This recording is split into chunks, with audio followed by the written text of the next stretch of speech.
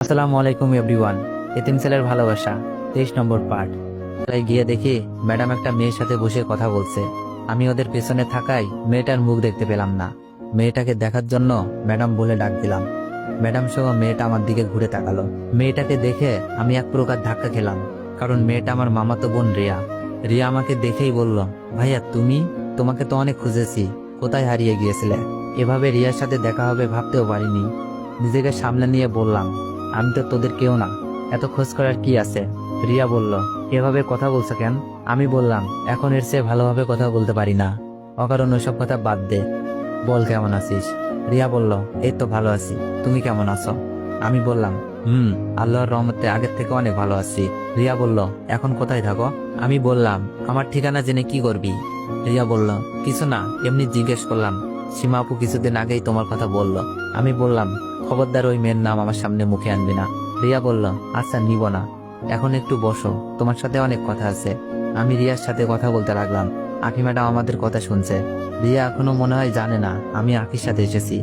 আমি রিয়াকে থামিয়ে বললাম, তোকে তো আমার ম্যাডামের সাথে পরিচয় করিয়ে দেওয়া হয়নি। আমি আঁখির দিকে ইঙ্গিত করে বললাম, ইনি হচ্ছে আমার ম্যাডাম, নাম আঁখি। রিয়া বলল, আমি ওনার সাথে কিছুক্ষণ আগেই পরিচিত হয়েছি, কিন্তু জানতাম না উনি তোমার ম্যাডাম। আমি বললাম, ম্যাডাম আপনি আমার ছোট বোনের সাথে কথা বলুন, আমি ততক্ষণে খাবারের জন্য কিছু আনি। রিয়া ফুচকা খেতে অনেক পছন্দ করে, আগে ওকে অনেক ফুচকা খাওয়াইছি। আমি ওদের দুজনের জন্য 2 প্লেট ফুচকা আনলাম। ফুচকা পেয়ে দুজনেই অনেক খুশি হয়েছে। সন্ধ্যা পর্যন্ত আড্ডা দিলাম। এরপর ম্যাডামকে বললাম, ম্যাডাম এখন আমাদের যেতে হবে। ম্যাডাম বলল, হ্যাঁ চলো। রিয়াকে বললাম, একা যেতে পারবি তো? রিয়া বলল, আমি যেতে পারবো।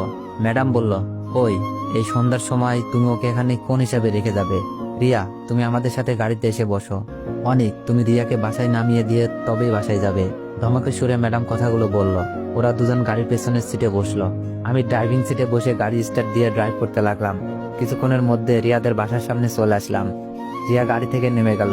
আমি গাড়ি ঘুরিয়ে বাসায় চলে আসলাম। বাসে এসে আঙ্কেলকে ফোন করে ম্যানেজারের সব কীর্তিগুলো বললাম, আর সাথে রবিন ভাইদের কিভাবে ব্যবহার করছে তাও বললাম। সব শুনে আঙ্কেল বলল, কালই অফিসে গিয়ে ম্যানেজারকে বলবো স্বেচ্ছায় চাকরি ছেড়ে দিতে, আর তা না হলে ওর বিরুদ্ধে আইনগত ব্যবস্থা নিব, সব প্রমাণ আমাদের দিকে আছে। আমি বললাম, আচ্ছা আঙ্কেল। আঙ্কেল বললেন, গুড জব অনিক। আমি এখন রাখি বলে কল কেটে দিল। ম্যাডাম বিছানায় বসে ফোন টিপছে। আমার কথা সেই দেখে বলল, তোমার বোনটা অনেক কিউট। আমি বললাম, আমি জানি। ম্যাডাম বলল, ওকে বললে না কেন আমি তোমার বউ? কথাটা বলেই লজ্জায় লাল হয়ে গেল। আমি ওদিকে খেয়াল না দিয়ে বললাম, বলে কি লাভ, 1 বছর পর তো ডিভোর্স হয়ে যাবে, এই কয়দিনের জন্য আর পরিচয় করিয়ে কি লাভ? আমার কথা শুনে ম্যাডাম চুপ হয়ে গেল। ওনার মুখে উজ্জ্বল ভাবটা চলে গেল।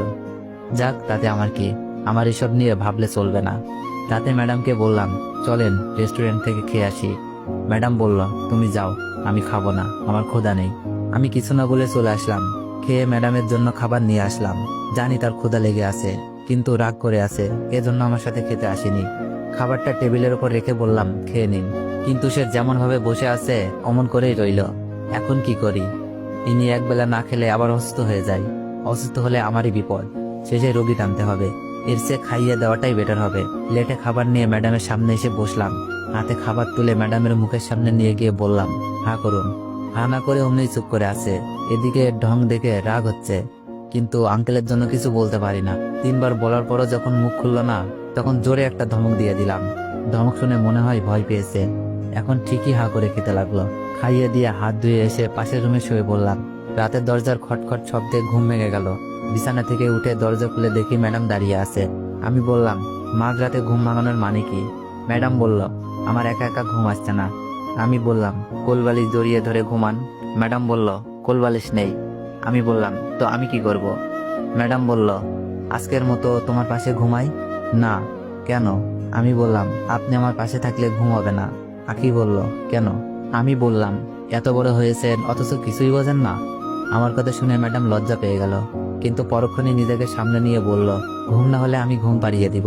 হাসবো না কাঁদবো বুঝতেছি না। এখন রুমে আসতে না দিলে আবার কি করে বসবে? এর চেয়ে এসে ঘুমা। আমি দরজার সামনে থেকে সরে দাঁড়ালাম। ম্যাডাম এসে আমার বালিশটা নিয়ে বিছানার ডান পাশে শুয়ে পড়ল। আমি এখন কি মাথার নিচে দিয়ে ঘুমাবো? দূর, ভাল লাগে না। অমনি এসে শুয়ে পড়লাম। কিছুক্ষণের ভেতর ঘুমিয়ে পড়ি। সকালে চোখ খুলে দেখি কিছুই দেখতে পাচ্ছি না। হাই হাই, একই সর্বনাশ হলো আমার। রাতে তো ভালো চোখ ছিল, তাহলে রাতের ভিতরে এই কাজ কে করলো? বুকটাও ভারী লাগছে। হাত দিয়ে দেখি ম্যাডাম আমাকে বালিশ বানিয়ে ঘুমিয়ে আছে, আর উনার মাথার চুলগুলো আমার চোখ ঢেকে রেখেছে। যাক বাবা, বাঁচা গেল। ভাবছিলাম চোখ দুটো হারালাম নাকি। ম্যাডামকে হালকা ধাক্কা দিয়ে ডাকতে লাগলাম। একটু পর উনার চোখ খুললো। চোখ খুলে আমাকে বলল, এভাবে আমাকে জড়িয়ে ধরে আছো কেন? কোনো কুমতলব মাথায় আছে নাকি? আমি বললাম, আমার বইয়েই গেছে। বলে ম্যাডামকে আমার উপর থেকে সরিয়ে দিলাম। ম্যাডাম খাটে উঠে বসলো, আমার দিকে তাকিয়ে বলল, আর একটু ঘুমাতে দিলে না কেন? আমি বললাম, আমাকে কি বালিশ পেয়েছেন? ম্যাডাম বলল, হুম। আমি বললাম, শখ কত? ম্যাডাম বলল, অনেক শখ। আমি বললাম, সরেন, এত নাটক করতে হবে না, আমার অফিসে যেতে হবে, অনেক কাজ পড়ে আছে। আমি আর কথা না বলে ফ্রেশ হয়ে নাস্তা করে অফিসে চলে আসলাম। বদমাইশ ম্যানেজারকে বরখাস্ত করা হলো, তাও অফিসে সবার সামনে। কেউ কোনো কথা বলল না। ম্যানেজার যাওয়ার সময় বলল আমাকে দেখে নিবে। অফিস থেকে বাসায় এসে দেখি ম্যাডাম রিয়ার সাথে গল্প করছে। রিয়া এখানে কিভাবে এলো? ওর তো ঠিকানা পাবার কথা না, তাহলে কিভাবে আসলো? মনে হচ্ছে ম্যাডামই আসতে বলেছে, তা না হলে ও তো কখনো আসতে পারতো না। রিয়া বলল, ভাইয়া, তোমাকে বেশ কয়েকবার কল করেছি, কিন্তু মনে হয় তুমি বিজি আছো। বিজি ছিলাম, এজন্য ফোনের দিকে খেয়াল ছিল না। তিনজন আড্ডা দিতে দিতে দুপুর গড়িয়ে গেল। আমি ওদেরকে বললাম, চলো তিনজনে মিলে বাইরে কোথাও লাঞ্চ করি। ওরা দুজন আমার কথাই সাই দিল। দুপুরে লাঞ্চ করে সারা বিকেল তিনজন মিলে ঘুরলাম। সন্ধ্যার সময় রিয়াকে নামিয়ে দিয়ে বাসায় চলে আসলাম। ডিনার করে শুয়ে আছি, এমন সময় ফোনে আননোন নাম্বার থেকে কল আসলো। প্রথমবার ধরলাম না, এরপর আবার রিং হলো। তৃতীয়বারের সময় কল রিসিভ করলাম। আমি বললাম, হ্যালো। একটা মেয়ে কণ্ঠে বলল, আপনি কি অনিক বলছেন? আমি বললাম, আমি অনিক। অপরিচিত মেয়েটা বলল, আপনার সাথে কি একটু কথা বলতে পারি? তো এভরিওয়ান, নেক্সট পার্ট চাইলে একটু বেশি বেশি কমেন্ট করুন, আর একটু বেশি বেশি কপি লিঙ্ক করে দিন। আর যারা যারা চান গল্পটি তাড়াতাড়ি শেষ করতে, আশা করি তাড়াতাড়ি গল্পটি শেষ করে দিব। ধন্যবাদ।